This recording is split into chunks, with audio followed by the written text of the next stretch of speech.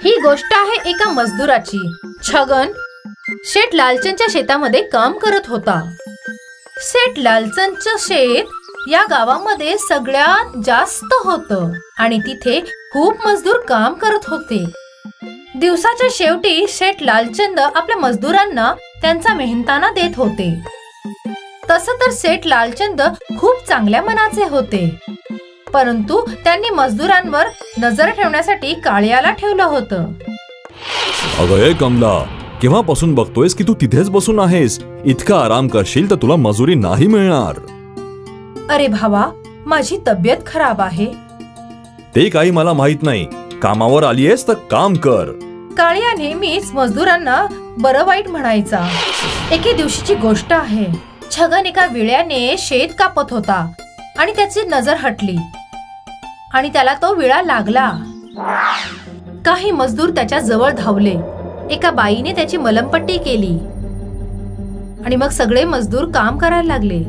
काही वेळाने तिकडे काळ्या आला। अरे छगन, असा का बसलायस तू?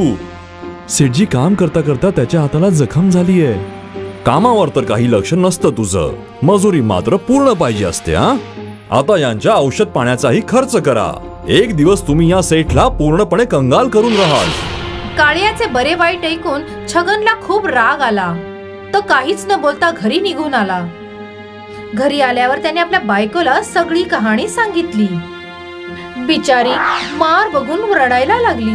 अगं तू वेडी आहेस का? तू का रडतीयस? काही दिवसात ही जखम भरून निघेल। हा मार तर ठीक होऊन जाईल, पण त्याचं काय? जो काळ्या तुम्हाला नेहमी वाईट बोलत असतो। त्याचं काय? तो तर त्याचा स्वभावच आहे। मी काय बोलते आहे? मजदुरी करायचं सोडून नाही का देऊ शकत? मजदुरी नाही करणार तर मग मी करू तरी काय? आपण कोंबड्या खरेदी करून अंडी विकू शकतो। आणि या कोंबड्यांसाठी पैसे कुठून येणार? माझं काय, पूर्वजांनी माझ्यासाठी कुठल्याही संपत्ती किंवा खजाना सोडलेला नाहीये। मालाने आपल्या हातातल्या दोन्ही बांगड्या काढल्या आणि कानातली कुंडलं पण। दागिने फक्त शोभा वाढवायला नाही, तर गरजेच्या वेळी कामी येण्यास सुद्धा आहेत। नाही, मी हे नाही घेऊ शकत। मालाच्या जास्त जिद्दीमुळे छगनने ते दागिने घेतले। छगन आणि माला बाजारात गेले आणि त्यांनी ते दागिने एका सोनाराजवळ गहाण ठेवले, जेने त्यांना 2000 रुपये मिळाले। मग ते एका कोंबडीवाल्याजवळ गेले। दादा, एका कोंबडीची किंमत काय आहे? एका कोंबडीची किंमत तर 100 रुपये आहे, पण तुम्ही एकत्र जर 10 कोंबड्या विकत घेणार असाल तर एक कोंबडा मी मोफत देईन। अरे वा! छगनने व्यापाराला 1000 रुपये दिले आणि व्यापाऱ्याने एका मोठ्या अशा टोपलीमध्ये 10 कोंबड्या आणि एक कोंबडा ठेवला। छगन आणि माला घरी आले आणि मग त्यांनी बांबूच्या तुकड्यांपासून कोंबडींसाठी एक घर बनवलं। कोंबड्यांना आतमध्ये खेळताना पाहून माला आणि छगन खूप खुश होते। दुसऱ्या दिवशी मालाने सगळ्या कोंबड्यांची अंडी एकत्र केली।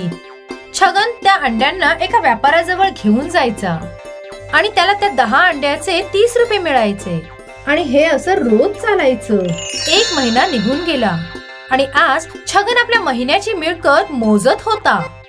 एका दिवसाचे 30 रुपये म्हणजे एका महिन्याचे 900 रुपये आणि तुम्हाला मजदुरी मिळायची 500 रुपये।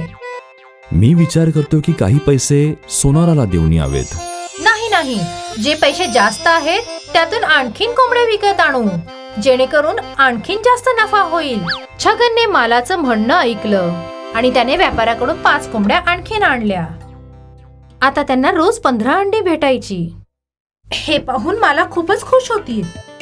पुढच्या महिन्यात जेव्हा छगन पुन्हा हिशोबाला बसला तेव्हा एका दिवसाचे 45 रुपये म्हणजे एका महिन्याचे 1350 रुपये। अरे बाप रे! आता छगनला गणित समजायला लागलं।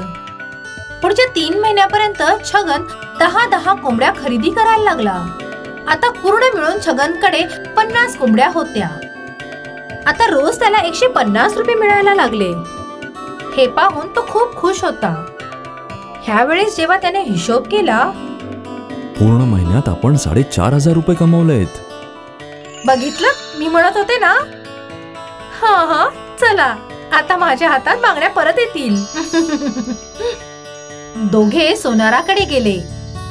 2000चे व्याजासकट 2250 रुपये होतात. हे घ्या. छगनने पैसे दिले आणि दागिने पुन्हा घेतले. तिकडे छगनला एक नथनी दिसली. ती नथ केवढ्याला आहे? जास्त नाही, फक्त 450 रुपयांची. ती सुद्धा देऊन टाका. मालाने नवीन नथनी घातली. आज ती खूप खुश होती.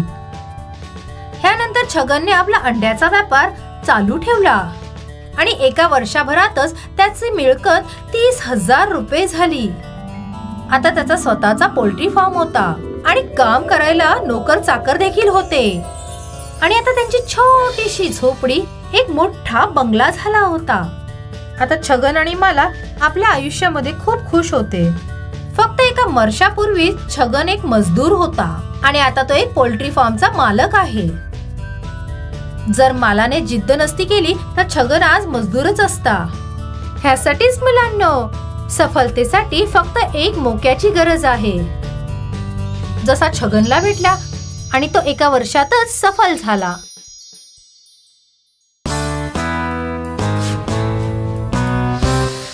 भाज्या घ्या, ताज्या ताज्या भाज्या घ्या. लाल तांबाटी घ्या, हिरव्या हिरव्या ताज्या भाज्या घ्या. मीरा गावागावात फिरून भाज्या विकायची. रोज गावात फिरत असताना तिची नजर एका भाज्यांच्या बगीच्यावर पडायची. किती वर्ष निघून गेली, मी हा भाज्यांचा बगीचा नुसता बघतेच आहे. मीराचं स्वप्न होतं की तिला तो भाज्यांचा बगीचा विकत घ्यायचा होता आणि तिथे स्वतःच भाज्या उगवायच्या होत्या. पण मीराची परिस्थिती तिची साथ देत नव्हती. मीराचा एक छोटा मुलगा होता ज्याच्या पालन पोषणाची सगळी जबाबदारी मीरावरच होती. कारण मीराच्या नवऱ्याचा काही वर्षांपूर्वीच देहांत झाला होता. एक दिवस काय झालं, भाज्या घ्या, ताज्या ताज्या हिरव्या भाज्या घ्या. लाल तांबाटी, हिरव्या हिरव्या ताज्या भाज्या घ्या.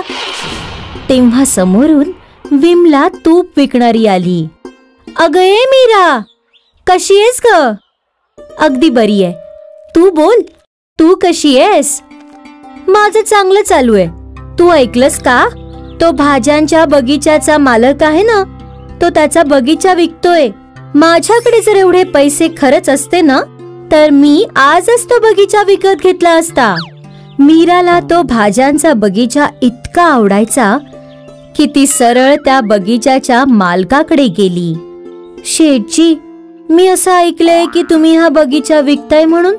हो, मी आता म्हातारा झालोय, त्यामुळे या बागेची निगा राखणं मला शक्य नाही. म्हणूनच मी ही विकतोय. काय तुला ही विकत घ्यायचीये? हो, घ्यायचा तर आहे, पण माहित नाही मी की हा विकत घेऊ शकते की नाही. तुम्हाला हा बगीचा किती मध्ये विकायचाय?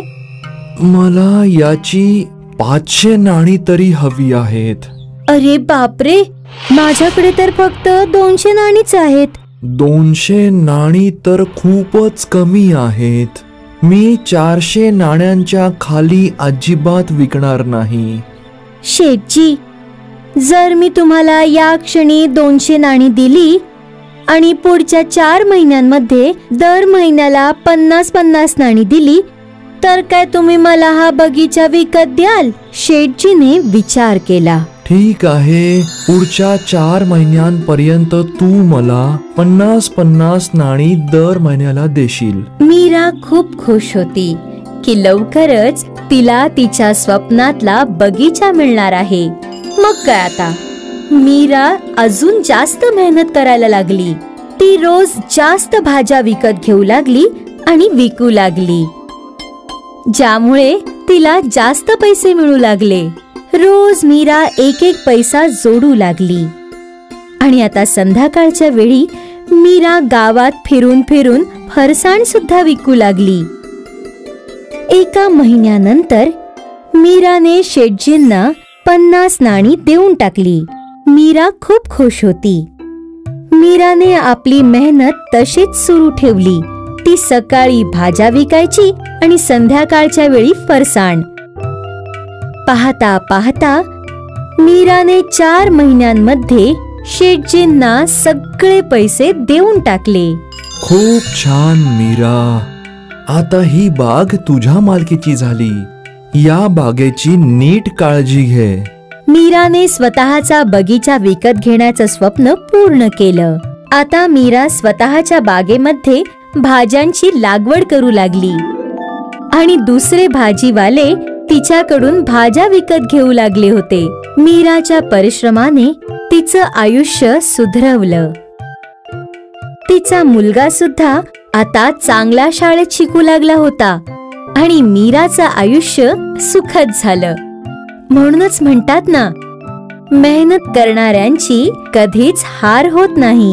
मिताली, हे बघ, दुधाच्या साईला असं चांगलं शिजवून त्याच्यापासून शुद्ध तूप बनवलं जातं. मी समजले आजी. लोणचं बनवण्यासाठी हे खूप गरजेचं आहे की आपण कैरीच्या फोडींना उन्हात चांगलं सुकवलं पाहिजे. ते का आजी? ते अशासाठी की जर फोडींमध्ये जराही पाणी राहिलं तर त्यात मसाले घातल्यावर चव चांगली येत नाही. ठीक आहे आजी, मी समजले. अशा प्रकारे मिताली आपल्या आजीकडून कित्येक गोष्टी बनवायला शिकली. मितालीला स्वयंपाकाची खूप आवड होती. दिवस असेच निघून गेले. आता मिताली एक सुंदर युवती बनली होती. आजीने मितालीचे लग्न एका योग्य मुलाशी, महेशशी लावून दिले.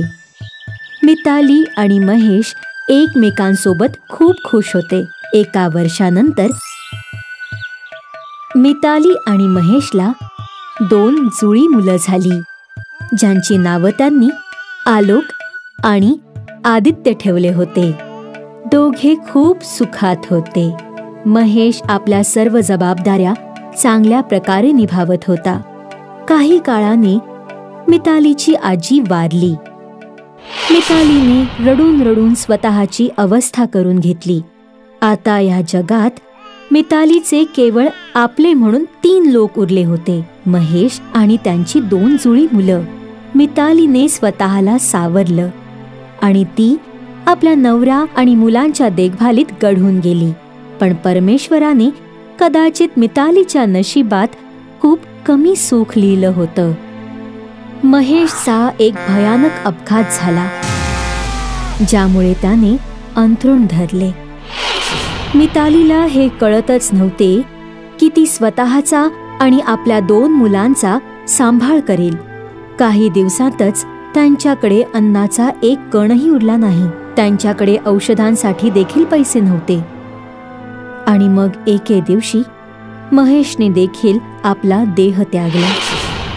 महेशच्या मृत्यूने मितालीवर जणू दुःखांचा डोंगरच कोसळला होता. महेश घरात एकटाच कमावता पुरुष होता, ज्याच्या जाण्याने घराची आर्थिक परिस्थिती खूपच बिघडली.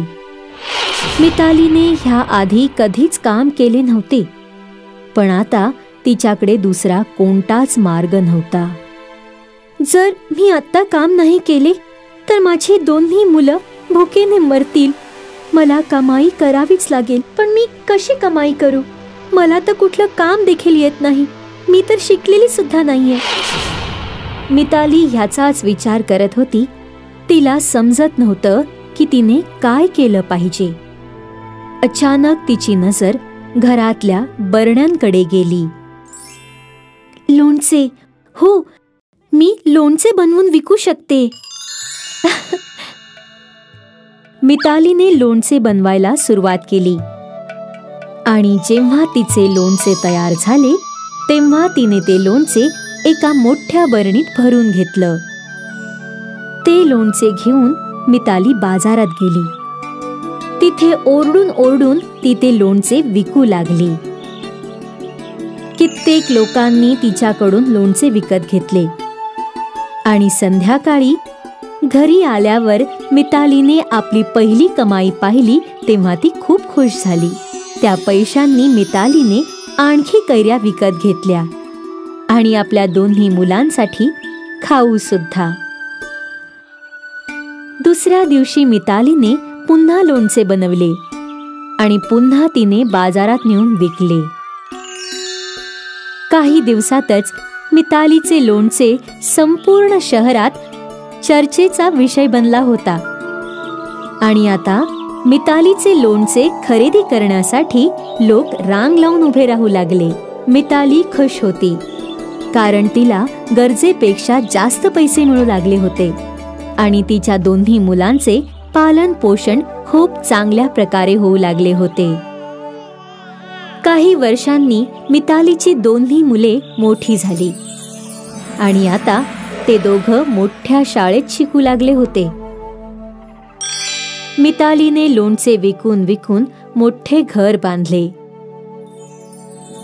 आणि आता मितालीने बाजारात मोठे दुकान देखील खरेदी केले होते. आता तर ती लोणच्या सोबत इतर गोष्टी देखील विकू लागली होती. मितालीने आपल्या मदतीसाठी कित्येक बायकांना कामाला ठेवले. अशाने त्या गावातील गरीब बेरोजगार बायकांना काम मिळू लागले आणि त्यांचे आयुष्य देखील सुधारू लागले होते. मिताली आता दिवसेंदिवस खूप प्रगती करू लागली होती. मितालीने आपला व्यवसाय वाढवण्यासाठी नव्या तंत्रज्ञानाचाही वापर सुरू केला होता. तिचा छोटासा व्यवसाय आता खूप मोठी फॅक्टरी बनली होती आणि तिचं ते बाजारातलं दुकान त्याची जागा आता 4 मजली इमारतीने घेतली होती. गरीब अशिक्षित मिताली आता एका मोठ्या कंपनीची मालकीण बनली होती. आता जेव्हा एका रिपोर्टरने तिला विचारले, लोणच्यापासून ते मोठ्या कंपनीपर्यंत तुम्ही प्रवास केलात, मॅडम तुम्ही हे सांगू शकाल का यामागची मुख्य प्रेरणा काय आहे? गरज. जर मला कमवायची गरज पडलीच नसती तर मी लोणचं बनवलं नसतं आणि ही कंपनी सुद्धा उभी राहिली नसती.